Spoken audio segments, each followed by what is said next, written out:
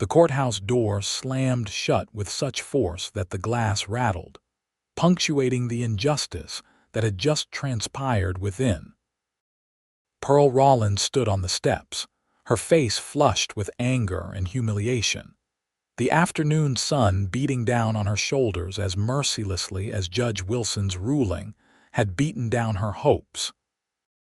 It was 1887 in Saint Elmo, Colorado, and Pearl had just lost everything because she had dared to believe a woman could own property in her own right.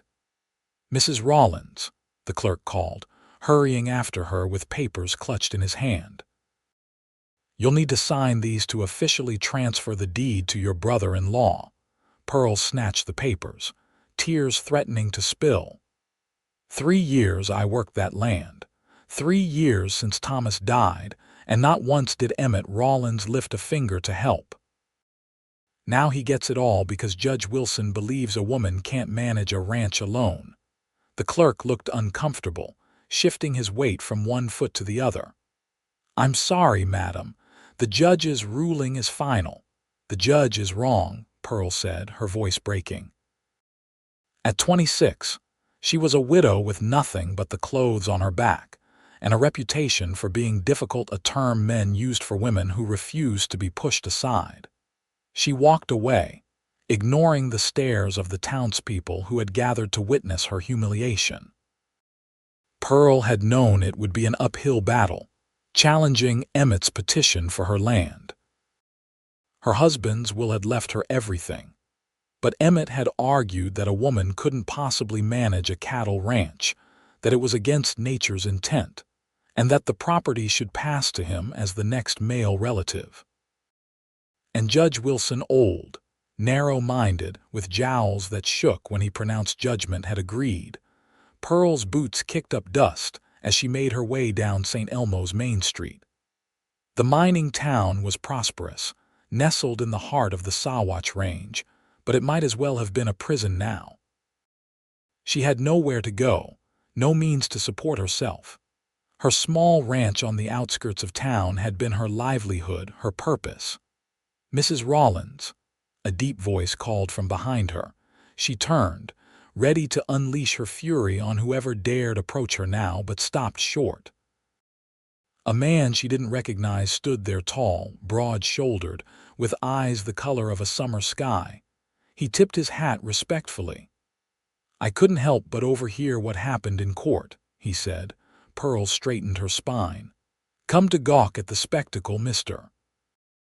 Woman gets put in her place by men who know better." "No, madam," he said, not flinching at her tone. "I came to offer help." Pearl laughed bitterly. "Unless you can give me back my ranch, there's nothing to be done." "Actually," he said, "I might be able to help with that. Name's Wade Hayes. I've been working cattle most of my life, and I know a thing or two about the law." Pearl studied him skeptically. His clothes were trail-worn but clean, a cowboy's clothes.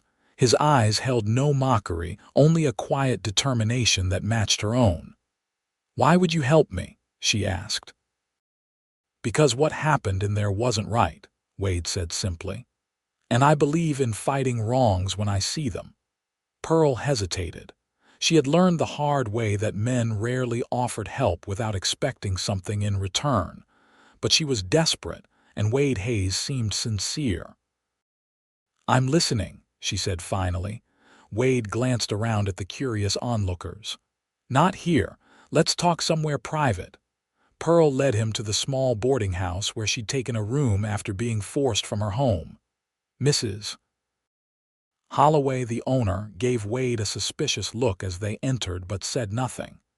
In the modest sitting room, Pearl gestured for Wade to take a seat. "What's your plan, Mr. Hayes?" she asked, too tired for pleasantries. "There's another judge," Wade said, leaning forward, "up in Denver. Judge Hammond. He's known for being fair-minded even when it comes to women's property rights. I've heard of cases where he's ruled against traditional thinking." Hope flickered within Pearl, but she quickly tamped it down. "Denver's a long way from here. 3 days' ride," Wade confirmed. "But if you're willing to make the journey, I'll help you get there and present your case." Pearl searched his face for any sign of deceit. "Why would you do this for a stranger?" Wade's expression darkened. "My sister lost her home in a similar situation in Kansas. No one stood up for her then.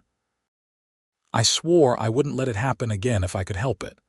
The pain in his eyes was genuine. Pearl had become good at reading men's intentions after years of fending for herself. "I have very little money," she admitted. "I'm not asking for payment," Wade said. "Just the chance to right a wrong." Pearl thought of her ranch, the small, sturdy house she and Thomas had built, the cattle she had tended through blizzards and droughts, the vegetable garden she had coaxed from the rocky soil. Everything she had poured her heart into. "When would we leave?" she asked. "First light tomorrow," Wade replied. "The sooner we get to Denver, the less time your brother-in-law has to sell off your cattle or damage your property." Pearl nodded, decision made. "I'll be ready." When Wade had gone, promising to secure horses and supplies for their journey, Pearl sat alone in the small room. She knew the risks of traveling with a man she'd just met, but something about Wade Hayes inspired trust. Besides, what choice did she have? Stay in Saint Elmo and watch Emmett destroy everything she had built? No, she would fight. Even if it meant placing her trust in a stranger with kind eyes and a story that matched her own pain too well to be a lie. The next morning dawned clear and cool, the September air crisp with the promise of fall. Pearl had packed her few belongings: clothes, a Degria type of Thomas, the deed papers that no longer bore her name, and her wedding ring, which she had removed and hung on a chain around her neck after the court ruling. Wade was waiting for her at the livery stable, 2 horses saddled and ready. He helped her secure her bag behind the saddle. "The trail to Denver follows Clear Creek for a ways," he explained. "It's not an easy ride, but the scenery's pretty enough to make up for it." Pearl mounted her horse, a steady-looking mare. "I'm no stranger to hard riding, Mr. Hayes." "I didn't figure you were," he said with a small smile. "And call me Wade. We'll be traveling together for days, no sense in formalities." They rode out of town as the sun cleared the mountains. Pearl couldn't help looking back at Saint Elmo, wondering if she would ever return. The town had been her home since she'd come as a bride 7 years ago. Now it represented nothing but loss and injustice. "Your brother-in-law," Wade said as they rode. "What kind of man is he?" Pearl's grip tightened on the reins. "Emmett was always jealous of Thomas. Resented that Thomas inherited the family ranch while he got nothing. When Thomas died of pneumonia 3 winters ago, Emmett pretended sympathy, but I knew he was just waiting for his chance. And he finally took it," Wade said. Pearl nodded. "He's been telling everyone in town that I've let the place go to ruin, that I can't possibly manage it alone. It's not true. The ranch is prosperous small, but the cattle are healthy, and I've even expanded the herd. Some men can't stand to see a woman succeed where they've failed," Wade observed. They rode in companionable silence for a while, the horses' hooves thudding against the dirt trail. Pearl studied Wade from the corner of her eye. He sat his horse with the easy confidence of someone who had spent most of his life in the saddle. His profile was strong, his beard neatly trimmed. She guessed him to be in his early 30s, though the sun had weathered his skin. "How did you come to be in Saint Elmo?" she asked. "I don't recall seeing you before. I've been working my way north from New Mexico territory," Wade explained. "Taking ranch jobs where I can find them. I was between work and heard they were hiring at the Buena Vista Ranch. Stopped in Saint Elmo for supplies when I overheard talk about your case." "Lucky coincidence," Pearl remarked.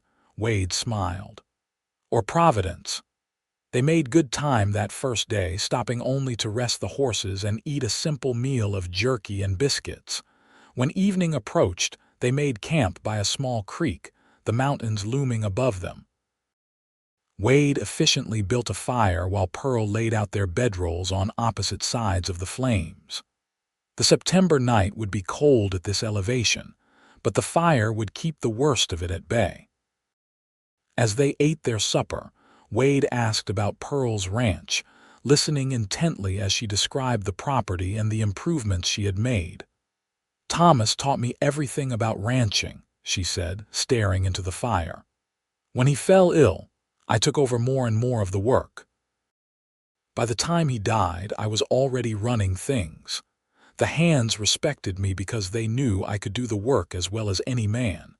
And now," Pearl's expression hardened, "Emmett probably fired them all by now. He'll bring in his own men, tear down what I built." "We won't let that happen," Wade assured her. "Judge Hammond is known to be fair. If your husbands will clearly left you the property, there's a good chance he'll overturn Judge Wilson's ruling." "If we can get to him in time," Pearl said. "We will," Wade promised. As the fire burned low, Pearl lay awake, listening to the night sounds of the wilderness. Across the fire, Wade's breathing had settled into the deep rhythm of sleep. She watched the rise and fall of his chest, wondering at the twist of fate that had brought this man into her life at precisely the moment she needed help most. It had been a long time since Pearl had allowed herself to depend on anyone. After Thomas died, she had prided herself on her self-sufficiency. Now, lying under the vast Colorado sky, she acknowledged that accepting help wasn't weakness. Sometimes it was the strongest thing you could do. With that thought, she finally drifted off to sleep. The next day brought them through more rugged terrain. The trail narrowed as it wound through pine forests and across rocky slopes. By midday, dark clouds had gathered over the mountains. "Storm coming," Wade observed, glancing at the sky. "We should find shelter before it hits." They pushed on, looking for suitable cover as the wind picked up. The first fat raindrops were falling when Wade pointed to a rocky overhang ahead. "There. That should keep us dry." They had just secured the horses and gathered their gear when the skies opened. Rain poured down in sheets, turning the trail into a muddy stream. Under the overhang, they were protected from the worst of it, though the occasional gust of wind sent spray in their direction. "Looks like we're stuck here for a while," Wade said, unpacking some of their supplies. Pearl huddled deeper into her coat, watching the downpour. "This will set us back." "Can't be helped," Wade replied pragmatically.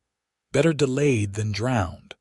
Despite her worries about the delay, Pearl couldn't help but smile at his matter-of-fact attitude. "You have a way of simplifying things, Mr. Hayes." "Wade," he reminded her, "and life's complicated enough without making it more so." They sat side by side, backs against the rock wall, watching the rain. Wade pulled out a small deck of cards. "Care for a game? Might help pass the time." Pearl hesitated, then nodded. "What are we playing for?" "Information," Wade suggested. "Each hand the loser has to answer a question honestly." Pearl raised an eyebrow. "Bold proposition." "Nothing improper," Wade assured her quickly. "Just a way to get to know each other, seeing as we're partners in this venture." Partners. The word warmed Pearl more than it should have. "Deal the cards, then." Wade was good, but Pearl was better. Her father had taught her poker when she was 12, much to her mother's dismay. She won the first hand easily. "Where are you really from?" she asked, claiming her prize. Wade looked surprised by her directness.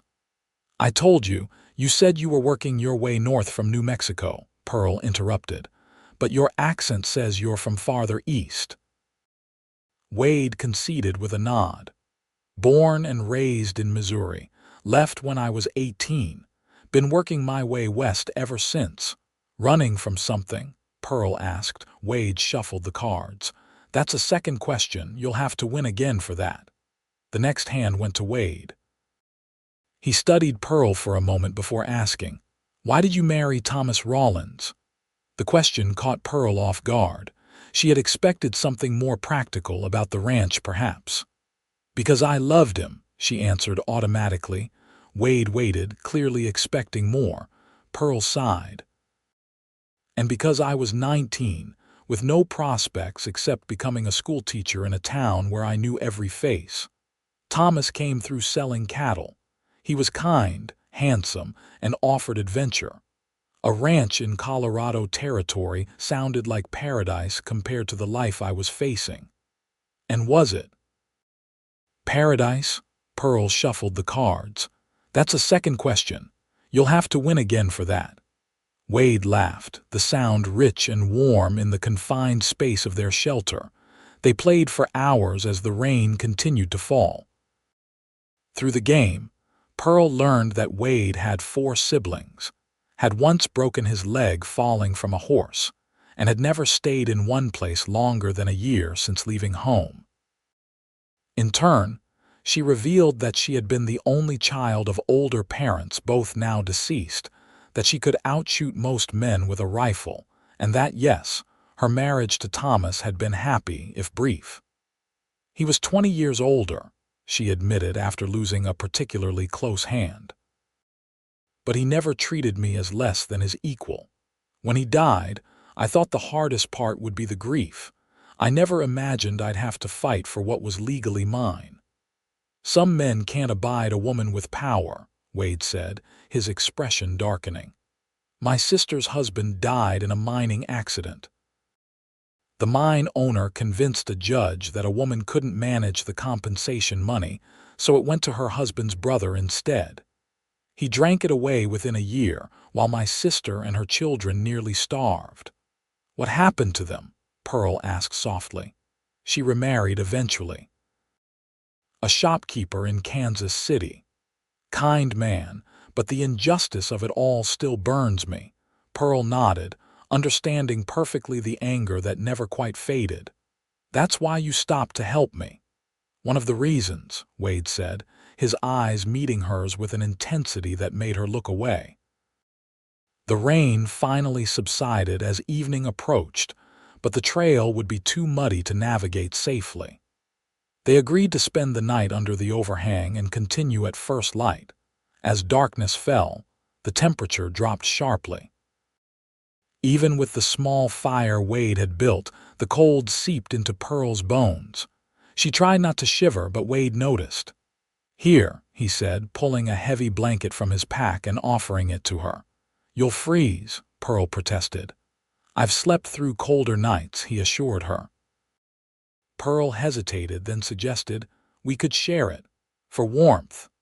The proposition hung in the air between them. Wade's expression remained carefully neutral, but Pearl saw something flicker in his eyes, surprise and perhaps something more. "If you're comfortable with that," he said finally.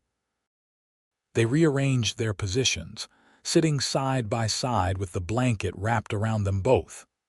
Pearl was intensely aware of the heat of Wade's body next to hers, the solid presence of his shoulder against her own. "Thank you," she said softly. "Not just for the blanket, for helping me." "You'd have found a way without me," Wade replied. "You strike me as the type of woman who doesn't give up easily." "Perhaps," Pearl admitted, "but it would have been a much lonelier fight." They fell silent, watching the small fire. Pearl felt herself growing drowsy, the events of the day catching up with her. Without meaning to, she leaned slightly against Wade's shoulder. He stiffened momentarily, then relaxed, adjusting his position to better support her. "Rest," he said quietly. "Tomorrow will be another long day." Pearl closed her eyes, feeling safer than she had in years. Morning brought clear skies, but, as they had feared, treacherous conditions. The trail had turned to mud, slippery and dangerous for the horses. They proceeded carefully, Wade leading the way, testing the ground before allowing Pearl to follow. Progress was slow, but by midday they had reached more solid ground. The sun had dried the worst of the mud, and they were able to increase their pace. "We're making good time despite the delay," Wade said encouragingly. "We should reach the outskirts of Denver by tomorrow evening." Pearl nodded, though anxiety gnawed at her. Every hour that passed was an hour Emmett had to dismantle her life's work. And Judge Hammond, how soon can we see him? I have a contact in Denver who can help arrange a meeting, Wade explained. A lawyer named Michael Grant. He's helped in cases like yours before. And if Judge Hammond refuses to hear our case, Pearl couldn't help asking. Wade's expression was determined. Then we'll find another way. I promise you, Pearl, we won't give up until you have your ranch back. The conviction in his voice bolstered Pearl's courage. She had been fighting alone for so long that having an ally, especially one as steadfast as Wade, felt like a miracle. They rode on through the afternoon, the landscape gradually changing as they descended from the mountains. Pine forests gave way to more open country, the trail widening into a proper road. As evening approached, they came upon a small trading post and decided to stop for the night. The proprietor, a grizzled man named Peterson, offered them use of a small cabin behind the main building. "Ain't much," he apologized, "but it's clean and dry." The cabin was indeed small, just one room with a bed, a table, and a wood stove. Pearl and Wade exchanged a glance. "I'll sleep outside," Wade offered immediately. "Nonsense," Pearl replied. "It's too cold. I'll take the floor." They argued politely until Peterson's wife, a no-nonsense woman with gray hair pulled into a tight bun, intervened. "Lord above, you two are worse than children," she declared. "There's plenty of room for both of you on that bed, and you're both adults. Now, I've got stew ready if you're hungry." Over a hearty meal of venison stew and fresh bread, Peterson told them about recent happenings in Denver. "Judge Hammond's been making waves," he said, spooning more stew into Wade's bowl. "Ruled last month that a widow could keep her husband's mining claim, despite his brother's petition. Made a lot of men mighty uncomfortable." Pearl exchanged a hopeful glance with Wade. "That sounds promising for our case."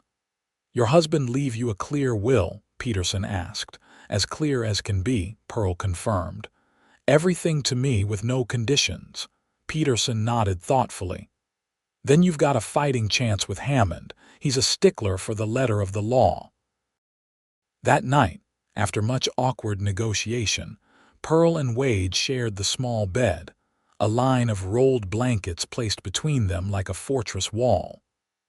Despite the impropriety of the situation, Pearl found herself oddly comforted by Wade's presence. His steady breathing in the darkness reminded her that she wasn't alone anymore. "Wade," she whispered, uncertain if he was still awake. Came his drowsy reply. "Thank you for everything." In the darkness, she felt rather than saw him turn his head toward her. "You're welcome, Pearl. Now get some sleep. Tomorrow we reach Denver." The next day dawned bright and promising. They set out early, eager to cover the remaining distance to Denver. As they rode, Pearl found herself opening up to Wade about her life on the ranch, the challenges she had faced after Thomas's death, and her dreams for the future. "I want to expand," she explained. "There's good grazing land to the north of my property. With a larger herd, I could make enough profit to hire more hands, maybe even build a proper barn." Wade listened attentively, asking questions that showed a genuine interest in her plans. In turn, he shared stories of his travels, the places he had seen, and the people he had met. "You never wanted to settle down?" Pearl asked. "Find a place of your own." Wade was silent for a moment. "I thought about it, but something always pulled me onward, always another horizon to see." And now, he glanced at her, a half-smile on his lips. "Now I'm starting to wonder what I've been running toward all this time, or maybe what I've been running from." The intensity of his gaze made Pearl's heart beat faster. She looked away, confused by her reaction.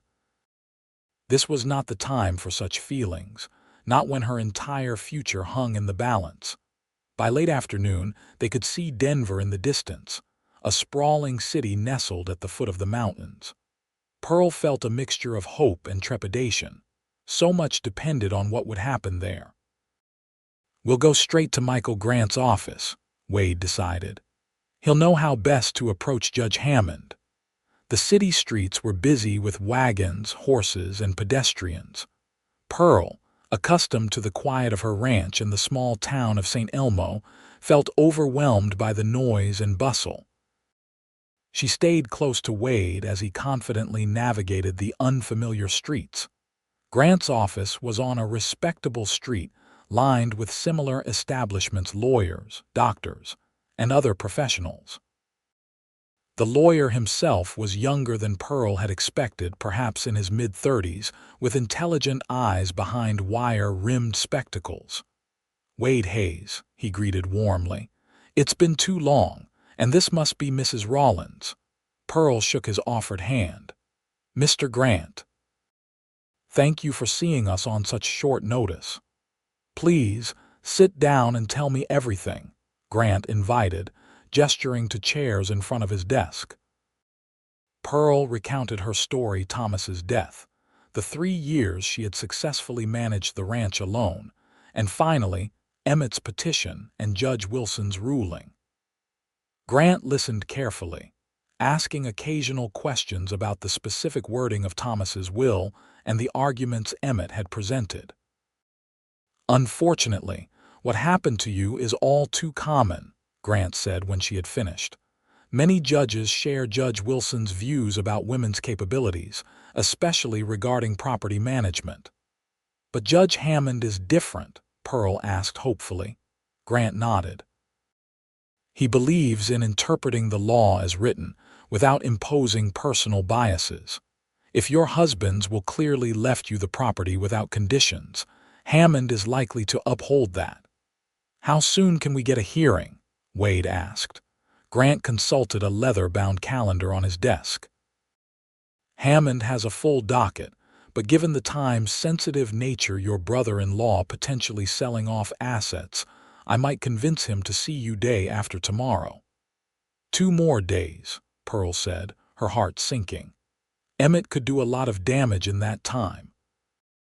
"I can send a telegram to the sheriff in Saint Elmo," Grant offered.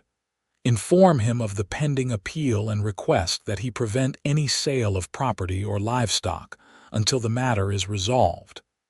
It was the best they could hope for. Pearl agreed, and Grant immediately drafted the telegram. "Now, let's discuss your accommodations," Grant said. "I can recommend a respectable hotel nearby. Mrs. Rawlins will need a proper place to stay before appearing before the judge." Wade agreed, though Pearl could see him mentally calculating costs. She realized with a pang that he had been paying for everything: horses, supplies, meals since they left Saint Elmo. How much of his own savings had he spent to help her? Grant recommended the Windsor Hotel, assuring them it was both respectable and reasonably priced. After making arrangements to meet the following day to prepare their case, Pearl and Wade took their leave. The Windsor was grander than Pearl had expected, a 4-story brick building with elegant furnishings. Wade insisted on paying for 2 separate rooms, despite Pearl's protests that they could economize by sharing. "Your reputation needs to be above reproach when you appear before Judge Hammond," he explained firmly. "No hint of impropriety." Pearl knew he was right, but the thought of being alone after days of his constant companionship left her feeling strangely bereft. They agreed to meet for dinner in the hotel's dining room after refreshing themselves. Pearl luxuriated in a proper bath, the first since leaving Saint Elmo, and changed into the one good dress she had packed. It was nothing fancy, a simple blue calico, but it was clean and presentable. When she entered the dining room, she spotted Wade immediately. He had also cleaned up, his hair still damp from washing, his beard trimmed. He had somehow acquired a clean shirt and jacket that fit him well enough. He stood when he saw her, his eyes widening slightly. "You look lovely," he said simply, Pearl felt herself blushing like a schoolgirl. "Thank you. You clean up rather nicely yourself." Over dinner, they discussed strategy for the hearing. Pearl was nervous about facing another judge, afraid of being dismissed and humiliated again. "Judge Hammond is different," Wade assured her. "Grant says he's fair-minded. Just tell the truth exactly as you told it to me. And if he rules against me," Pearl couldn't help asking. Wade reached across the table, briefly covering her hand with his own. "Then we'll appeal to a higher court. We won't give up." The warmth of his hand lingered on hers even after he withdrew it. Pearl found herself studying his face, the lines at the corners of his eyes that appeared when he smiled, the determined set of his jaw, the kindness in his gaze. "Why are you doing all this?" she asked suddenly. "You've spent your own money, delayed your journey north, all for a stranger's cause." Wade was quiet for a moment. "Because it's right," he said finally. "And because from the moment I saw you standing on those courthouse steps so angry and hurt, but still unbroken, I knew you were someone worth fighting for." His words hung between them, weighted with meaning that neither was quite ready to acknowledge. Pearl looked down at her plate, unsure how to respond. "Besides," Wade continued, his tone lightening, "I've never much liked bullies, and your brother-in-law sounds like the worst kind." Pearl smiled, grateful for the shift in mood. "Emmett always was a mean-spirited man. Thomas used to say he was born with vinegar in his veins instead of blood." They finished their meal talking of lighter things, amusing stories from Wade's travels, Pearl's adventures learning to round up cattle on her own. It felt normal, almost like they were simply a man and woman enjoying each other's company, rather than allies in a desperate legal battle. When they parted for the night, Wade walked Pearl to her door. They stood awkwardly for a moment, neither quite ready to say good night. "Thank you for dinner," Pearl said finally. "My pleasure," Wade replied. He hesitated, then added, "Try not to worry too much about the hearing. Get some rest." "I'll try," Pearl promised, though she doubted sleep would come easily with so much at stake.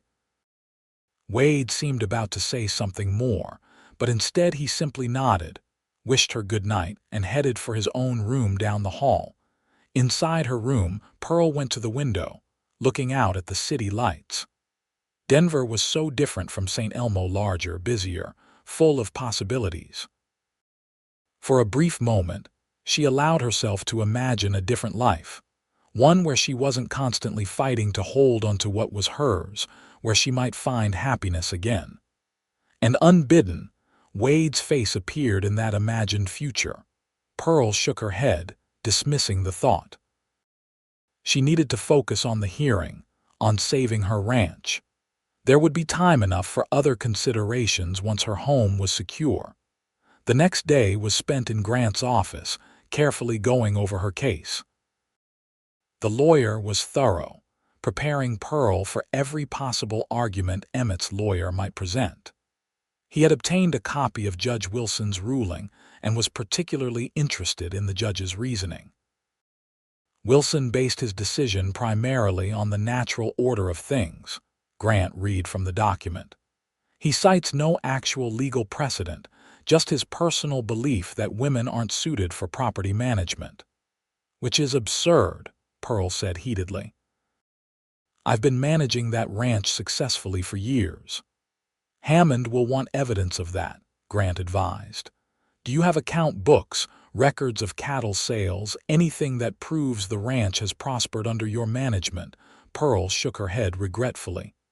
Everything was at the ranch. Emmett would have access to all of it now. "We have witness testimony," Wade suggested. "The hands who worked for Mrs. Rawlins can attest to her competence."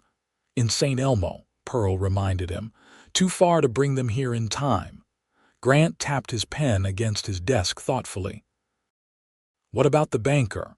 Would he have records of your transactions, deposits from cattle sales?" Pearl brightened. "Yes. Mr. Peterson at the Saint Elmo Bank handled all my business. He even complimented me on increasing profits last spring." "Excellent," Grant said. "I'll send a telegram requesting copies of those records immediately. If we can show the ranch has been profitable under your management, it significantly strengthens our case." By evening, they had a solid strategy. Grant seemed cautiously optimistic about their chances. "Hammond is fair, but he's still a man of his time," he warned. "Be respectful, direct, and emphasize your late husband's clear wishes." After leaving Grant's office, Wade suggested they take a walk to clear their heads. The evening was pleasant, the streets of Denver busy with people enjoying the last warm days of early autumn. "Are you nervous about tomorrow?" Wade asked as they strolled. Pearl considered the question. "Yes, but differently than before. In St. Elmo, I felt defeated before I even entered the courthouse. Everyone knew Judge Wilson would never rule in favor of a woman over a man. And now I feel like I have a fighting chance," Pearl said. "Thanks to you," Wade shook his head. "I just helped you find the right judge." "The fight is all yours, Pearl." They walked in companionable silence for a while, eventually finding themselves in a small park. The setting sun cast long shadows across the grass, painting the clouds in shades of gold and pink. "It's beautiful," Pearl murmured, pausing to admire the view. "Yes, it is," Wade agreed, though when Pearl glanced at him, she found he wasn't looking at the sunset but at her. Her heart quickened. In that moment, with the day's golden light softening his features, Wade Hayes looked at her with an expression that couldn't be misinterpreted.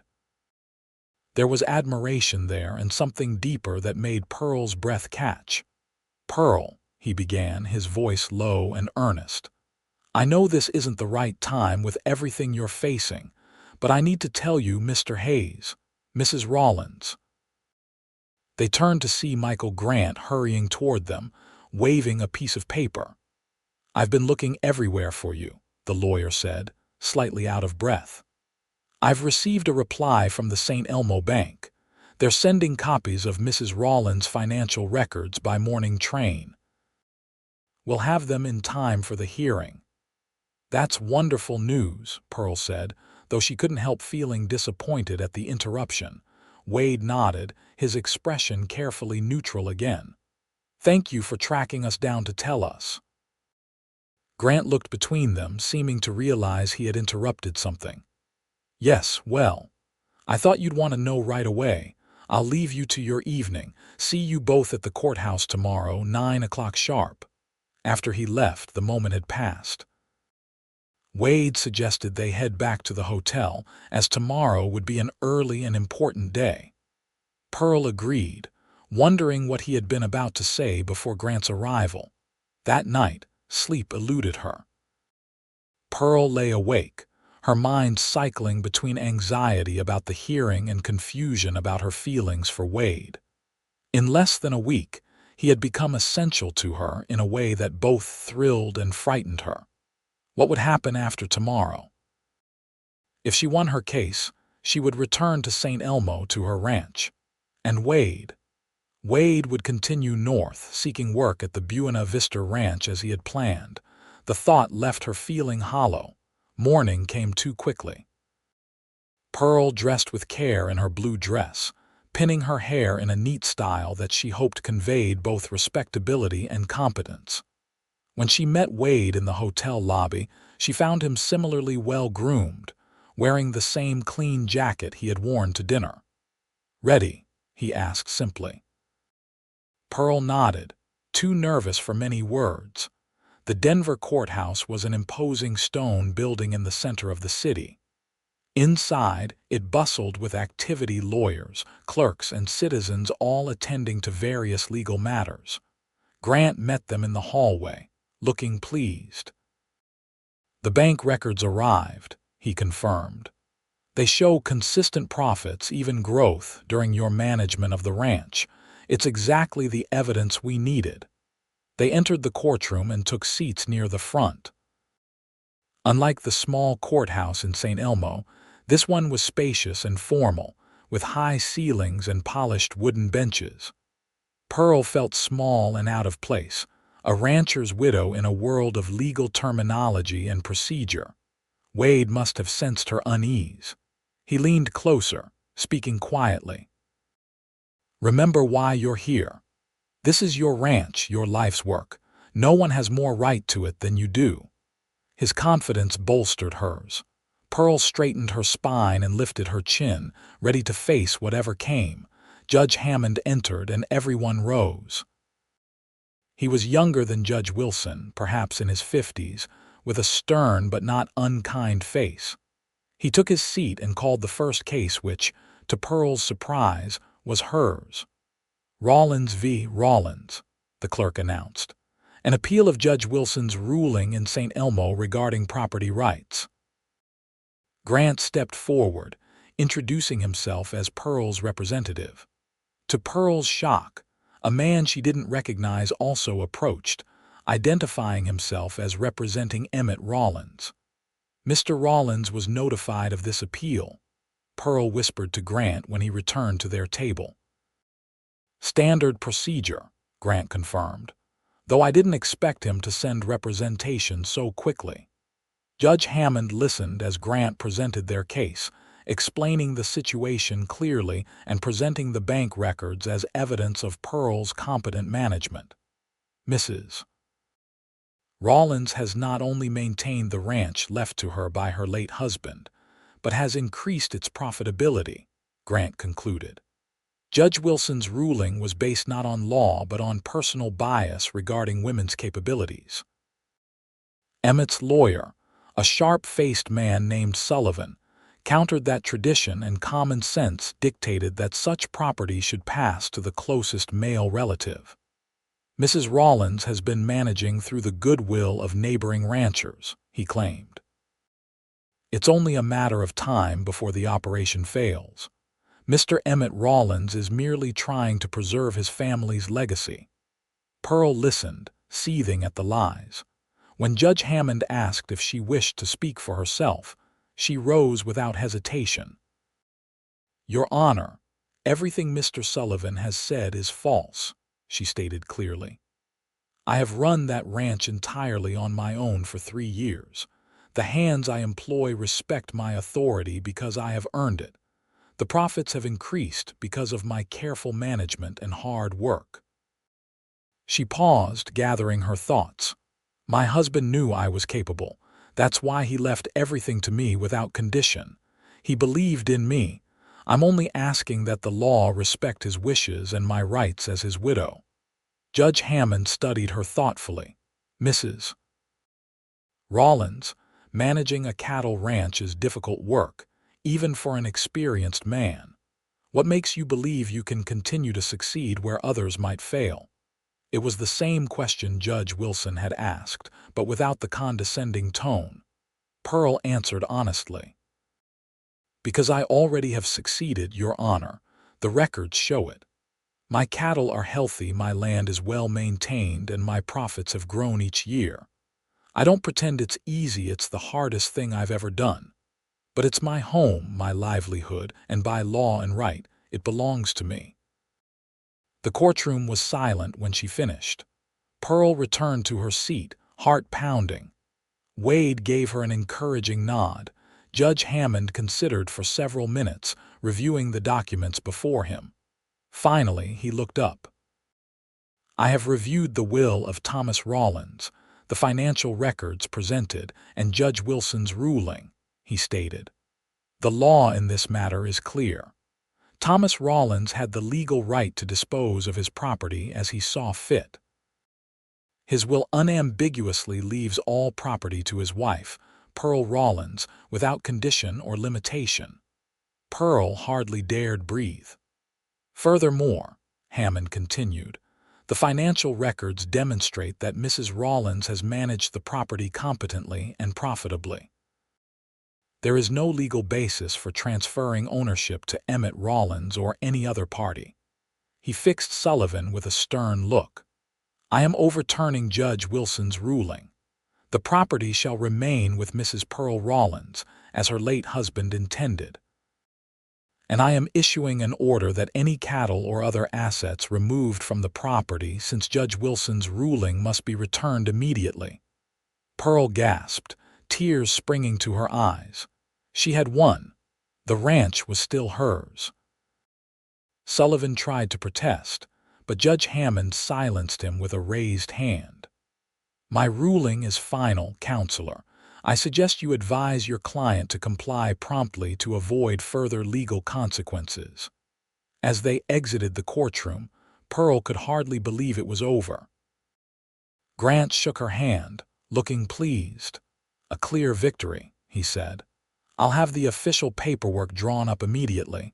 You should be able to return to your ranch within a day or two with full legal protection." When Grant left to handle the paperwork, Pearl turned to Wade. Without thinking, she threw her arms around him in a spontaneous embrace. "Thank you," she whispered, her voice thick with emotion. "I couldn't have done this without you." Wade's arms came around her, holding her close for a brief, wonderful moment. "You did it yourself, Pearl. I just showed you the door." They separated quickly, both suddenly aware of the public setting. Pearl wiped away tears of relief and joy. "What happens now?" Wade asked as they walked out into the sunshine. Pearl considered the question. "I go back to Saint Elmo, take back my ranch. Make sure Emmett hasn't done too much damage." Wade nodded, his expression unreadable. "It'll be good to get home." "Yes," Pearl agreed, though the word home suddenly seemed more complicated than before. That evening they celebrated with dinner at the hotel. The relief of victory had given way to a strange melancholy as Pearl realized their journey together was coming to an end. "When will you leave for the Buena Vista Ranch?" she asked, trying to keep her tone casual. Wade hesitated. "I'm not sure. I thought I might see you safely back to Saint Elmo first. Make sure Emmett doesn't give you any trouble." "That's very kind, but not necessary," Pearl said, though her heart leapt at the prospect of more time with him. "I can handle Emmett." "I'm sure you can," Wade agreed with a small smile. "But I'd feel better seeing it through to the end." They fell silent, the unspoken hanging heavy between them. Finally, Pearl gathered her courage. "Wade, before we were interrupted in the park, what were you going to say?" Wade's eyes met hers, serious and intent. "I was going to say that I've come to care for you, Pearl, more than I expected to, more than might be wise given the circumstances." Pearl's heart pounded. "And what circumstances are those?" "You have your ranch to return to." "I have." "Nowhere, really, just the next job, the next town." Wade's expression was both tender and sad. "I'm not the settling kind." "Maybe you just haven't found the right place to settle," Pearl suggested softly. The possibility hung between them, fragile and full of promise. "Maybe," Wade agreed, his voice low. "Or maybe the right place isn't a place at all, but a person." Pearl felt warmth spread through her chest. "Wade Hayes, are you saying you might consider staying in one place? For the right reason?" "I'm saying I might consider anything," Wade replied, reaching across the table to take her hand. "For you." 2 days later, they departed Denver with the legal documents securing Pearl's ownership of the ranch. The return journey to St. Elmo seemed faster somehow, filled with conversation and laughter and moments of quiet understanding. They discovered shared dreams of building something lasting, of living honestly and freely. Wade told Pearl more about his past, about leaving Missouri after his father's death, when his mother remarried a man who resented his stepchildren. Pearl shared stories of her early days with Thomas, of learning to love the land that had become her home. "The ranch has good pasture," Pearl remarked casually as they rode. "Plenty of room for more cattle. It would take 2 people to manage a larger herd properly." Wade smiled, understanding her meaning. "Is that an offer, Mrs. Rawlins?" "It might be," Pearl replied. "For the right man." When they arrived in Saint Elmo, they found the town buzzing with gossip about Judge Hammond's ruling.